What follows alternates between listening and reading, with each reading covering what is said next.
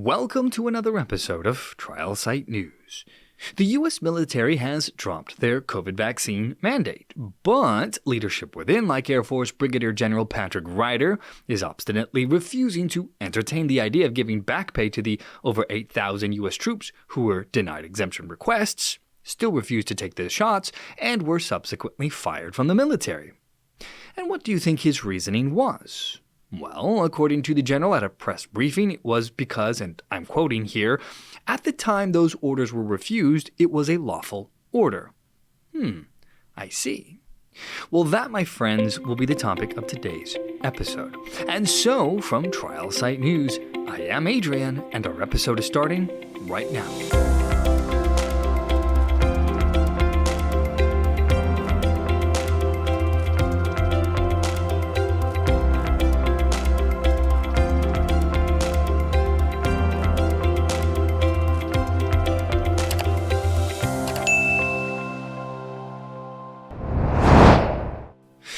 So, as we reported here at TrialSite News last month, President Joe Biden signed the defense bill known as the National Defense Authorization Act, or the NDAA, which so happened to include a provision cleared by the House and the Senate to repeal the administration's military mandate.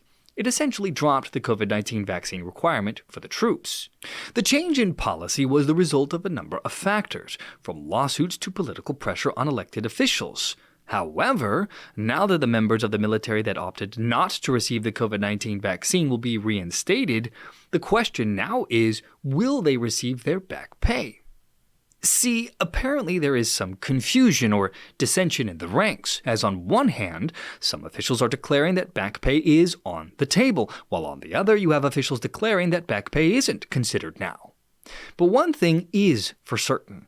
America needs a strong military, and the COVID-19 vaccine mandates caused considerable disruption here.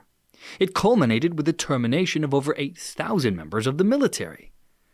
Fox News reported Secretary of Defense Lloyd Austin signed a memo that will update the records and remove letters of reprimand from troops whose exemption requests to the vaccine were denied. Of note, Major Charlie Dietz, a Department of Defense spokesperson, told Fox News Digital that in regard to back pay for involuntarily terminated troops, he said that, quote, "The department is still exploring this and will provide its views on legislation of this nature at the appropriate time and through the appropriate process." But then, as I mentioned at the top of the program, Brigadier General Pat Ryder found himself pestered by a reporter about the declaration by Dietz regarding if the agency as a whole was considering back pay for those military personnel that were terminated for refusing to receive the COVID-19 vaccine. According to the Brigadier General, he said that what I would say is, right now, we are not pursuing a matter of policy back pay for those who refused the vaccine. At the time those orders were refused, it was a lawful order. Of course, though, the conditions have changed materially now, as the military is dropping the COVID-19 vaccine requirement, even though historically the military requires all sorts of vaccinations and other obligations of its members with typically no problem. Senior Pentagon reporter Jeff Schogel then asked General Ryder if this was a final decision because of the Department of Defense issuing conflicting messaging. He asked the general. A spokesperson for the military regarding the back pay said the department is still exploring and will provide its views on legislation of this nature at the appropriate time and the appropriate process. So what has changed since Friday? In response to this question, the good General Patrick Ryder refused to speculate on the future and instead said to the reporter, "So again, today as a matter of policy, we are not pursuing back pay for service members who refused to take the COVID vaccine." However, as Fox News and other media outlets have reported, lawmakers are already planning on pursuing back pay for the approximate 8,400 U.S. troops terminated for not lining up and getting their COVID-19 shots, if the Pentagon refuses to do so, that is. For example, Representative Michael Waltz, Republican of Florida who serves on the House Armed Services Committee, told Fox News that if the Pentagon does not provide back pay and restore full benefits for those who were discharged and request to be reinstated, we in Congress must act by adding language in the next NDAA to do so. We have an obligation to these service members.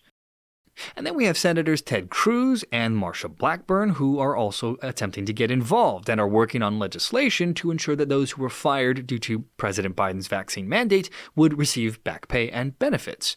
There was also Senator James Lankford, Republican of Oklahoma, who led a letter to the Department of Defense Secretary Lloyd Austin urging him to establish a quick and thorough process so that all members who were discharged for refusing the COVID-19 vaccine could be reinstated with back pay and full benefits. Senator Lankford, in an interview, told Fox News that back pay for members of the military who were pushed out of service over the COVID-19 vaccine should be an easy decision. The Department of Defense should do the right thing and honor those that signed up to serve but were pushed out prematurely over the COVID vaccine.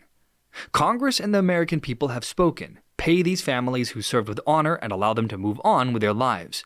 Back pay for heroes should not be a hard call.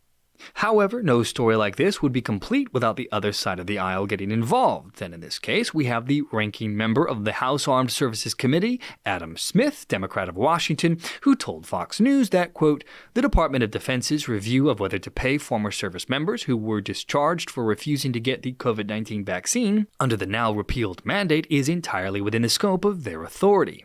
However, there are a number of issues to consider, not least of which is whether such payments could be construed as rewarding service members for disobeying direct orders. This could subsequently and significantly undermine good order and discipline if service members view lawful orders as optional. Either way, I expect the Pentagon will be thorough and thoughtful in its review. According to a story from The Hill, former Vice President Pence also got involved and was quoted as saying that, I think it was unconscionable that the Biden administration mandated the vaccine on members of the armed forces of the United States, and I celebrate Congress's recent decision to rescind the mandate. But that doesn't go far enough. I think now that Secretary Austin has implemented what Congress passed into law, lifting the vaccine mandate on members of our armed forces, now I'm calling on the Biden administration and the Pentagon to reinstate every man and woman that was discharged from our armed forces because they refused to take the vaccine and give them 100% back pay for the time after they were discharged. Meanwhile, the battle over the COVID-19 vaccines is continuing to rage here in the U.S. There are those who have expressed skepticism about the vaccine, raising questions about its effectiveness. While most of the medical community, including the Centers for Disease Control and Prevention, the FDA, the World Health Organization, and others, have put out a clarion call for all to hear that the COVID vaccine is safe and effective in preventing the virus and protecting against serious symptoms, we still have people like Governor Ron DeSantis, Republican of Florida, who is asking a state grand jury to investigate the COVID-19 vaccines about whether the public was misled about their efficacy. This matter will undoubtedly get more contentious in the coming weeks and months. And naturally, of course, we'll keep you posted on how all of this develops. And that, my friends, will bring our episode to a close once more. For more content like this, be sure to check back to this channel daily, Monday through Friday. And for numerous written articles daily, 7 days a week, feel free to check us out at TrialSiteNews.com. And as ever, always, my friends, thank you so much for joining me on the program today. From TrialSite News, I am Adrian, and I will see you all next time.